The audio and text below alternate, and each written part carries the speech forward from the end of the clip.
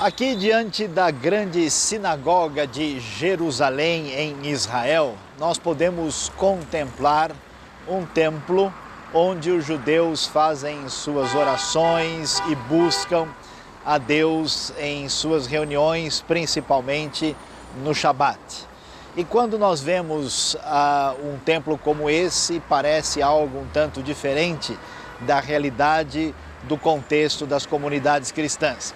Mas pouca gente hoje imagina que os primeiros cristãos eram completamente judeus.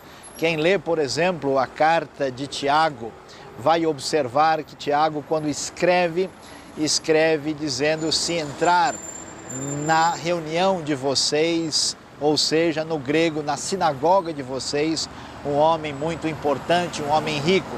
Ou seja, nesse momento da história, só existem cristãos judeus. Pois é, como nós acabamos de ver em Atos capítulo 14, nós vimos que a primeira viagem missionária de Paulo e Barnabé foi muito bem sucedida. Eles pregaram em Chipre, pregaram na região da Licaônia e agora esses gentios completamente pagãos se convertem. Aqui nós temos uma nova realidade e o que vai acontecer? Em seguida, um grupo de cristãos desse contexto aqui vai descer para Antioquia e vai tentar mostrar para esses novos cristãos gentios que eles devem se circuncidar conforme o ensino de Moisés, conforme nós podemos ver em Atos capítulo 15. Se vocês não forem circuncidados conforme o costume ensinado por Moisés, não poderão ser salvos, diz ainda o versículo 1. Então, a situação começou a ficar complicada. Era necessário discutir, afinal de contas, o que vai acontecer agora. Existe uma realidade do contexto da comunidade judaica cristã convertida e agora esses gentios que passam a crer em Cristo, o que se vai exigir deles? Eles devem guardar o sábado, eles devem praticar circuncisão, eles devem praticar leis cerimoniais do Antigo Testamento. Qual vai ser o procedimento? Assim, o texto vai nos mostrar que Paulo e Barnabé foram designados para virem para cá, para Jerusalém, tratar da questão com os apóstolos e com os presbíteros que estavam na liderança da igreja local aqui. Então a igreja os enviou, eles passaram pela Fenícia e pela Samaria e, contando as maravilhas da conversão dos gentios, chegam em Jerusalém e são bem recebidos. E assim vai dar início a uma reunião muito importante que vai ser conhecida na história como o Concílio de Jerusalém, que acontece aqui no ano 49, quando vai se pensar e se decidir o que fazer com estes cristãos que acabaram de se converter e não têm um passado ligado ao judaísmo. É interessante observar, a partir do verso 6, o texto diz: os apóstolos e os presbíteros se reuniram para considerar a questão. Depois de tanta discussão, Pedro toma a palavra e diz o seguinte: irmãos, vocês sabem que há muito tempo Deus me escolheu dentre vocês para que os gentios ouvissem de meus lábios a mensagem do Evangelho e crescem. Deus, que conhece os corações, demonstrou que os aceitou, dando-lhes o Espírito Santo. Você lembra muito bem como isso teve um impacto ali impressionante no caso de Cornélio.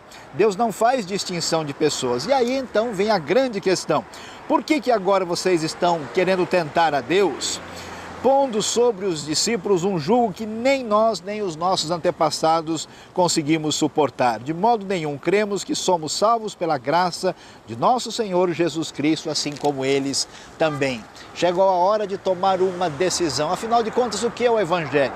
É religião? É um conjunto de leis? São normas? Como é que funciona isso? O que acontecerá no Concílio de Jerusalém?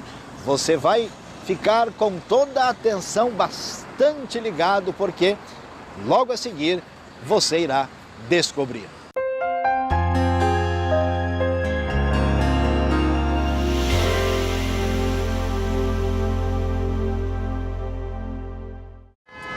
Nós não sabemos com certeza quando Paulo escreveu a carta aos Gálatas. aqueles irmãos que foram ganhos na primeira viagem missionária. Mas uma coisa que aconteceu quando Pedro chegou em Antioquia, capítulo 2, versículos 11 a 14, mostra que Pedro e também Barnabé agiram de uma maneira hipócrita. Isso é difícil entender como que Pedro agora vai se levantar, neste caso aqui, para defender essa posição antifarisaica, essa posição que a gente não precisa se circuncidar para ser salvo. Essa importância que Paulo sempre entendeu e que depois na Reforma seria um ponto-chave, isto é, que somos salvos inteiramente pela graça e aceita pela fé. Graças a Deus por essas decisões, tanto o Concílio de Jerusalém como também as posições de Lutero e Calvino. O ponto que Pedro levanta é o seguinte, que Deus já tinha demonstrado que não era por meio de certas ações ou rituais que a gente é salvo pela vinda do Espírito Santo sobre as pessoas. Isso aconteceu, de fato, no caso de Pedro, quando ele foi para a casa de Cornélio. Sabemos muito bem, no capítulo 10, que o Espírito Santo chegou na casa daqueles que creram e Cornélio aceitou esse evangelho e ele recebeu de graça, sem nenhum ritual, sem se circuncidar. Portanto, Pedro mesmo tem um excelente argumento em favor da posição que Paulo está argumentando. Logo em seguida temos uma referência a Tiago. Tiago, que era o principal líder da igreja de Jerusalém, meio-irmão de Jesus, um homem de muita piedade, que orava demais, tinha o que se chamava joelhos de camelo.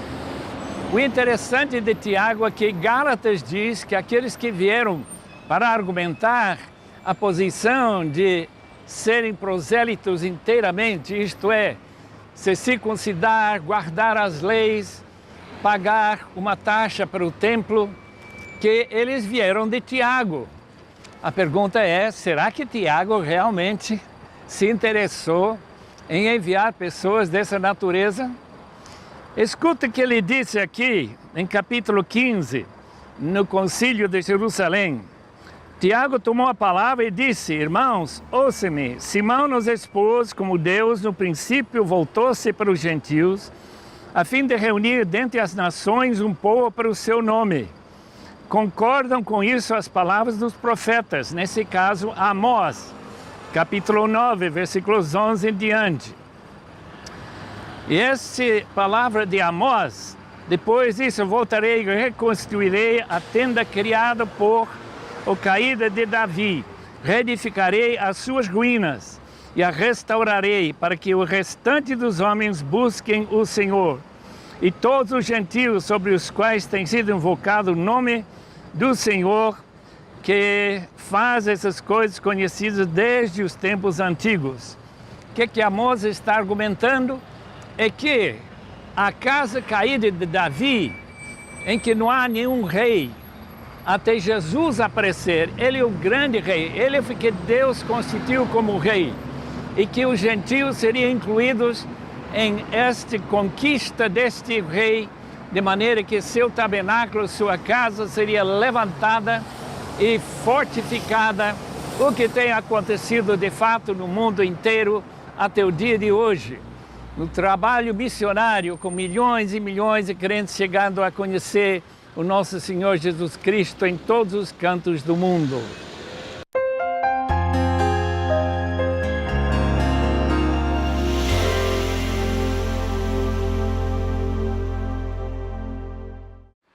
O Concílio de Jerusalém, no ano 49, relatado aqui em Atos 15, tem muita coisa a nos ensinar sobre o que significa ser uma igreja de acordo com o Novo Testamento. É interessante observar que, diferentemente do que muitas pessoas imaginam, as decisões surgem a partir de uma realidade concreta, de um problema objetivo que aparece no transcurso da vida da igreja. surge uma dificuldade, a questão dos judaizantes com os cristãos gentios. E essa questão vai ser discutida. E é claro, como nós acabamos de ver, aí a pessoa de Pedro vai ter uma importância muito grande, mas quando nós observamos o livro de Atos propriamente no próprio capítulo 15, a partir do verso 22, eles vão tomar decisão de enviar algumas pessoas para levar uma carta que vai ser o consenso dessa decisão. E o texto faz questão de dizer que os apóstolos e os presbíteros, com toda a igreja, decidiram escolher alguns e enviá-los. É interessante perceber como o Espírito de Deus que age nos apóstolos, age nos presbíteros, está agindo na igreja, portanto há uma ideia clara de uma espécie de referência, vamos dizer quase que democrática, falando a respeito do assunto conforme nós observamos aqui. E aí o que o texto vai nos dizer? Eles vão tomar então uma decisão e essa decisão vai orientar esta nova comunidade, esses cristãos gentios que agora devem tomar um posicionamento sobre como é que eles devem conviver com esta comunidade judaica que tem um perfil diferente do perfil que eles possuem. E assim a decisão vai surgir e, portanto, a carta é mandada aos cristãos gentios que estão em Antioquia, na Síria e na Cilícia. E diz o texto: saudações, soubemos que alguns saíram do nosso meio sem nossa autorização e os perturbaram, transtornando a mente de vocês.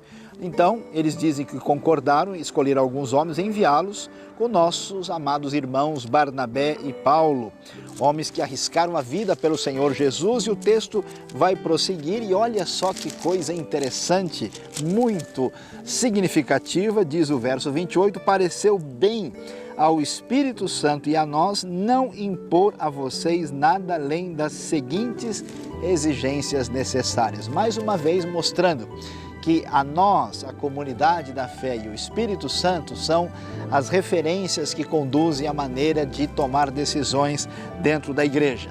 E qual é a decisão? E aqui nós temos uma questão um pouquinho mais difícil de resolver. Que tipo de decisão é tomada aqui?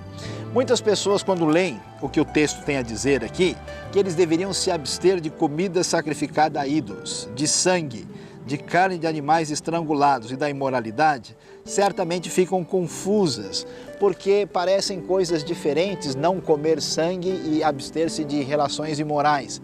Será do que essa carta está falando? Algumas pessoas corretamente pensaram, ou esses mandamentos são de ordem moral, ou esses mandamentos são de ordem cerimonial. Se eles fossem de ordem moral, não fariam tanto sentido, porque o problema é exatamente a convivência de gentios com judeus.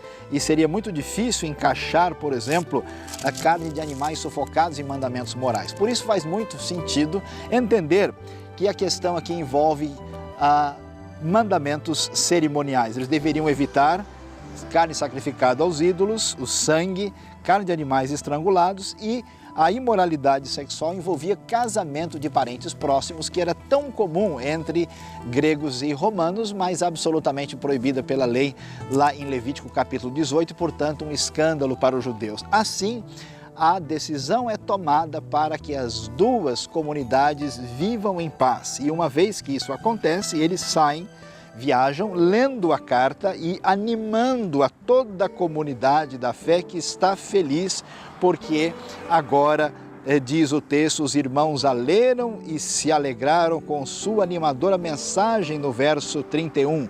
Judas e Silas, que eram profetas, encorajaram e fortaleceram os irmãos com muitas palavras. Tendo passado algum tempo ali, foram despedidos pelos irmãos com a bênção da paz para voltarem aos que o tinham enviados, mas Silas decidiu ficar ali. Paulo e Barnabé permanecem em Antioquia, onde com muitos outros ensinavam e pregavam a palavra do Senhor. Problemas surgido, problema resolvido, o povo de Deus abençoado, agora muito alegre, prossegue na direção que o Espírito de Deus direciona a igreja de Atos dos Apóstolos.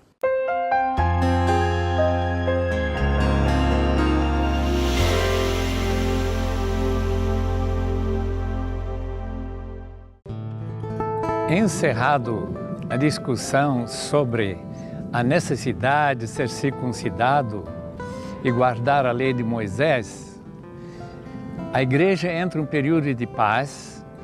Paulo está em Antioquia.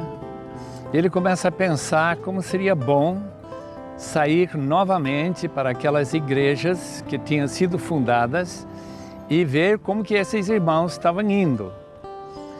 Primeira pessoa que ele pensa, naturalmente, é Barnabé. Portanto, ele convida Barnabé a juntar-se com ele novamente e ir para aquelas regiões no sul da Galácia. Barnabé tem em mente levar seu primo João Marcos, aquele que nós conhecemos do Evangelho de Marcos, como também da sua mãe Maria, que era dono do cenáculo onde Jesus reuniu com seus discípulos e que nós conhecemos em outros textos na palavra. Mas Paulo agora resiste. E por que ele resiste? Porque João Marcos abandonou a equipe em Panfilha, aquela região ao sul da Ásia Menor, hoje Turquia, e foi embora para casa. E ele não queria que isso acontecesse de novo. Naturalmente se pensa, se ele fez uma vez, talvez faria outra. E esta divisão de opinião, Barnabé querendo levá-lo, achando muito útil, e Paulo não querendo levá-lo, criou uma desavença, um problema tão sério que eles se separaram. E agora vamos ter duas equipes. Por quê? Porque Barnabé vai para Chipre, sua terra natal, levando João Marcos com ele. E Paulo vai levar Silas, aquele irmão que foi escolhido da igreja de Jerusalém para levar a carta, e ele agora em Antioquia aceita convites de sair com Paulo.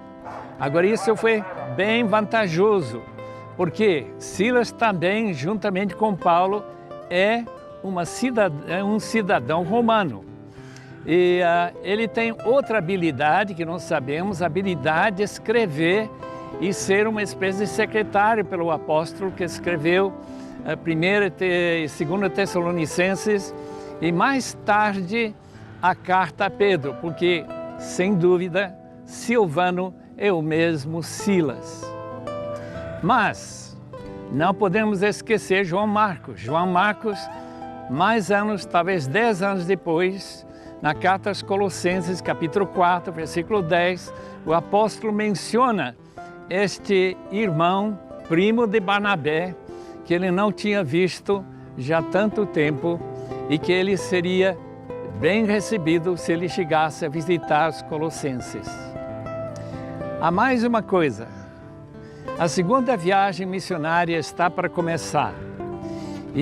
E Paulo e Silas vão embora, passando pela Cilícia, talvez pela própria terra de Paulo, em Tarso, vão subindo para a Galácia, e quando eles chegam lá, eles vão passar em Listra. Capítulo 16 diz que lá eles encontram um jovem de grande capacidade, habilidade, de grande amor pelo Senhor e pela obra, Timóteo. E ele, com essa boa recomendação da igreja de Listra, vai acompanhando os outros, tomando o lugar de João Marcos. E assim nós vemos o trabalho do Senhor prosseguindo, segundo o plano que Deus tinha em mente, de incluir já Barnabé indo para Chipre e Paulo com Timóteo e Silas continuando na direção da Europa. E assim Deus dirige sua obra para a sua glória. E nós somos muito gratos e contentes, porque de certo modo nós estamos aqui falando dele por causa dessa obra que começou há tantos anos atrás.